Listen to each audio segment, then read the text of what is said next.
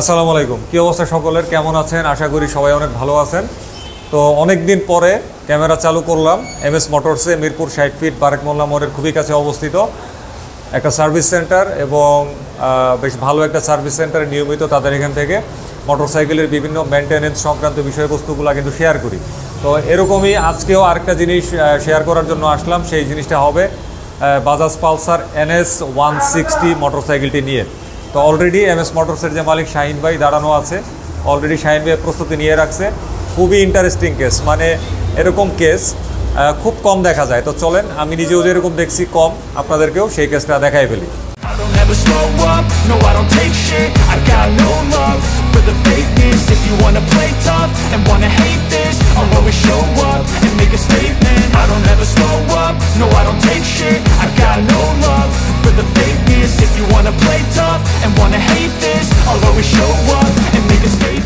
তো শাহিন ভাই, আসসালামু আলাইকুম, কেমন আছেন? জি, আসসালামু আলাইকুম। ওয়ালাইকুম আসসালাম। আলহামদুলিল্লাহ, আল্লাহর রহমতে ভালো আছে। ওয়ালাইকুম আসসালাম। হাতে কি আপনার?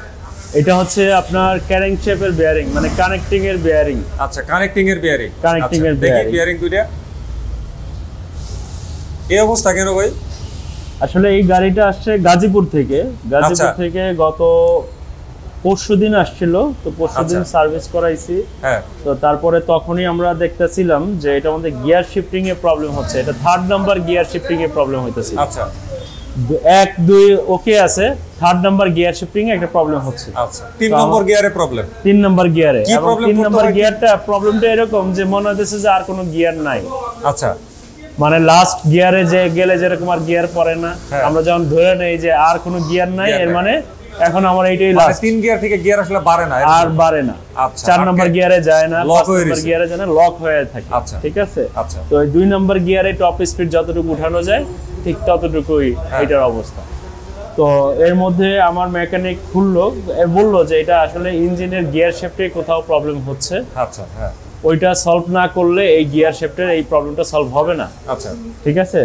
তো এই গাড়িটা কাস্টমার কিনছে সেকেন্ড হ্যান্ড। আচ্ছা, সেকেন্ড হ্যান্ড কিনেই আসলে 3-4 দিনের পরেই আমাদের কাছে নিয়ে আসছে। আমাদের মানে সেকেন্ড হ্যান্ড কেনার 3-4 দিন পরে নিয়ে আসছে। জি। আচ্ছা। তো সে বেসিক্যালি আপনার কন্টেন্ট দেখেই আমাদের কাছে আসছে। আচ্ছা। তো আসার পরে এখন সে আসলে প্রপারলি এই গাড়িটা সম্পর্কে কোনো ধারণা আমাকে দিতে পারতেছে না। হ্যাঁ, তারপর প্রপারলি কোনো ধারণাও দিতে পারতেছে না যে এই গাড়িটা কি কাজ হইছে না হইছে। টোটাল সে আননোন। তো আমরা গাড়িটা খোলার পরে বেশ কিছু পয়েন্টে আমরা প্রবলেম পাইছি। আউটডোরের প্রবলেমে আমি এটা আর না বলি। এইটার যে প্রবলেমটা সেটা হচ্ছে এই গাড়িটা খোলার পরে দেখলাম এটার ইঞ্জিন কাজটা খুব বেশি দিন না, হয়তো বা 1500-2000 কিলো চালাইছে এই গাড়িটা ইঞ্জিন করার পরে। আচ্ছা। তো এই যে এইখানে আছে না কানেক্টিং এর বেয়ারিং গুলো এক ধরনের সিজ করছে। হ্যাঁ, বেয়ারিং এ এত বড় দাগ, মানে দাগ পড়ে গেছে কানেক্টিং এর। তো এইটা আসলে বেসিক্যালি হচ্ছে গ্যাসকিটের কারণে। আচ্ছা। এটার যে মিডল পার্টের যে গ্যাসকিটটা থাকে, এই গ্যাসকিটটা ছিল না, গ্যাসকিট ছিলই না, যার কারণে এটা খুব চাপানো ছিল। চাপানোর কারণে এটা কারেন্ট শিকটা এটাতে খুব ওভার প্রেসার দিতেছে।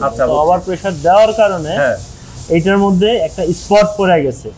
স্পট পড়ার কারণে যেমন এটার একটা সাউন্ডও দিচ্ছে, পাশাপাশি গিয়ার শিফটটা ঠিক মতো প্রপারলি কাজ করতেছে। আচ্ছা, ঠিক আছে। তো এই হচ্ছে বিষয়। তো আমরা খুব বেশি কাজ করি নাই।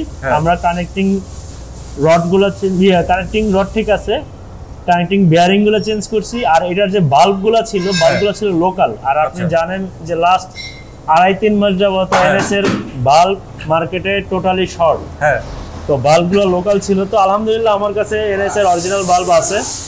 তো এটার বাল্ব চেঞ্জ করছি, বাল্ব সিল, কানেক্টিং এর বেয়ারিং, আচ্ছা, আর ফুল গ্যাসকেট। আচ্ছা, এই আইটেমগুলোই আমরা দিচ্ছি। আচ্ছা, পুরাতন বাল্বগুলোকে একটু দেখানো সম্ভব? এই যে পুরাতন বাল্ব। আচ্ছা, আপনি বলতেছেন যে এই বাল্বগুলো এটা লোকাল বাল্ব। লোকাল অরিজিনাল না। আচ্ছা, আপনি নিজেও বুঝবেন যেহেতু আপনি মাল চেনেন ভালো করে, এটা অরিজিনাল মাল না। ভাই চিনি, কিন্তু আপনার মতো ভালো চিনি না। তারপর এটা অরিজিনাল বাল্ব না। ঠিক আছে। আচ্ছা, এই যে আচ্ছা, এটা হলো আরেকটা। আপনি বাল্বের চেহারা দেখলে বুঝবেন যে একদম ক্লিনই, কিন্তু 1500 থেকে 2000 ম্যাক্সিমাম চলছে। আচ্ছা, ইঞ্জিন করার পরে। মানে সেকেন্ড হ্যান্ড উনি যেখান থেকে আসলে কিনছে তারা কোনো রকমে সার্ভিস করে তারপরে হচ্ছে গাড়িটা বিক্রি করে গাড়িটা বিক্রি করে দিচ্ছে। বুঝতে পারছি। বা এমনও হইতে পারে কাস্টমার গাড়ি রেডি করছে বাট প্রপারলি রেডি করতে পারে নাই, আচ্ছা যার কারণে সে আসলে গাড়িটা সেল করছে। কারণ গাড়ির কানেক্টিং চেঞ্জ করছে, সিলিন্ডার ব্লক নতুন। ও আপনার এখানে নতুন না, লাগানো? আমার এখানে না, আগে ওই যে বললাম যে আচ্ছা। মোটামুটি ভাবে যে কাজ, যে খোলার পরে যা দেখলাম হ্যাঁ। যে এটার মধ্যে প্রায় 25-30 হাজার টাকার কাজ হয়েছে। আচ্ছা 1500-2000 কিলো আগে 25 থেকে 30 হাজার টাকার কাজ হয়েছে আচ্ছা, মানে এই মালিকের কাছে আসার আগে? এই মালিকের কাছে আসা আগে। আচ্ছা, তো খুব দ্রুততার সাথে আবার নতুন করে কাজ করতে হইলো। বুঝতে পারছি। তো এই কাজ করার রিজন গুলো তো আপনি দেখলেনই, হ্যাঁ যে কানেক্টিং এর বেয়ারিং গুলা কিরকম হইলো, এবং বেয়ারিং গুলো একদম নতুন, কিন্তু হ্যাঁ বেয়ারিং গুলো নতুন, জাস্ট খালি ফিটিং জনিত ত্রুটির কারণে এই সমস্যাটা ফিটিং হচ্ছে। জনিত ত্রুটির কারণে এই প্রবলেমটা হচ্ছে। দেখ, আচ্ছা কারণ একটা গাড়ি অন্তত 5000 চললেও না একটা হ্যাঁ। একটা কালার আসে, হ্যাঁ একটা ভিতরে একটা কালার আসে, জি বাট এটার কালার গুলো দেখেন। হ্যাঁ, আসলেই তো মানে বিয়ারিং এ এত দাগ পড়ে যাওয়া হ্যাঁ। এবং এই কিন্তু নতুন just অবস্থায় বডির সব দিকে একদম ফ্রেশ, Fresh। আর এইখানে আপনি দেখেন এইখানে সমস্যাটা। ওই যে আপনি যেটা বলছিলেন, আমি আবার একটা রিপিট করি, সেটা হচ্ছে এই যে ইঞ্জিনের মাঝখানে এইখানে যে গ্যাসকেটটা থাকে, জি। এই গ্যাসকেটটা দেওয়ার পরে একটা কিন্তু গ্যাপ তৈরি হয়, খুব Gap সামান্য তৈরি হয়। একটা গ্যাপ তৈরি হয়। এখন গ্যাসকেটটা না দিলে ওই গ্যাপটা আসলে আর থাকে না।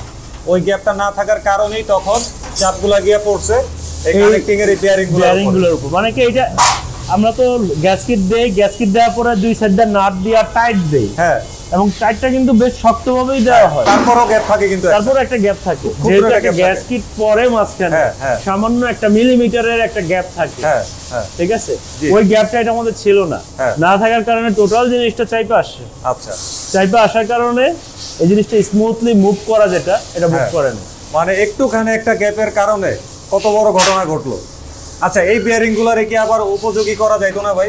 এইটা আসলে যদি দিতাম হইতো, কিন্তু একটা সাউন্ডের প্রবলেম থাকতো, হ্যাঁ, যেহেতু আপনি নিজেও দেখেন হ্যাঁ। একটা স্পট পড়ছে, Spot কিন্তু খুব মারাত্মক। স্পট পড়ছে, তো এইটা আমি আর এই রিস্কটাই নিতে চাই না এইটা, কারণ দেখা গেলো সাউন্ডের জন্য যদি প্রবলেম থেকেই থাকে, হ্যাঁ। আমাকে আবার এটা খুলতে হবে, হ্যাঁ বুঝতে পারছি। আবার খুললে আমার বেয়ারিং গুলো আবার সমস্যা হবে, আচ্ছা কারণ এই বেয়ারিংটা খুললে একটা প্রেসার দিয়ে খুলতে হয়, আচ্ছা এই বেয়ারিং তো ডেফিনেটলি চেঞ্জ করতে হয়, তো মানে আমার এক কাজ দুইবার করতে হবে, হ্যাঁ।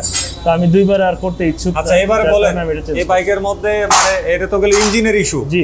বডিতে কোনো ইস্যু পাইছেন? বডিতে প্রবলেম ছিল, হেডলাইট ভাঙা ছিল, আচ্ছা হেডলাইট জোড়া তালে দেওয়া, আচ্ছা ঠিক আছে, আচ্ছা, ওই যে ইয়া দেওয়া, হ্যাঁ হ্যাঁ, এই কি জানি বলে এটার আপনারা টাইক্লিপ। সাইক্লিপ দেওয়া, Tie clip দেওয়া, তারপরে এই যে এইখানে যে ক্লাচ কভারে যে গ্যাসকিটটা খুলছি, এটা প্রথম দিনে আমরা ওই যে পরশুদিন কাজ করছি, এটা সবগুলো প্যাচ নষ্ট ছিল, আচ্ছা প্যাচ নষ্ট ছিল, মোবিল ফিল্টারের প্যাচ নষ্ট ছিল, আচ্ছা এগুলো আমরা আবার নতুন করে লেদে প্যাচ করাইছি, আচ্ছা মানে গাড়িটার ইঞ্জিন অলরেডি ফিটিং হয়ে গেছে, আচ্ছা, এই ইঞ্জিন অলরেডি মানে ফিটিং করা কমপ্লিট, কমপ্লিট। আচ্ছা, Complete। বুঝতে পারছি।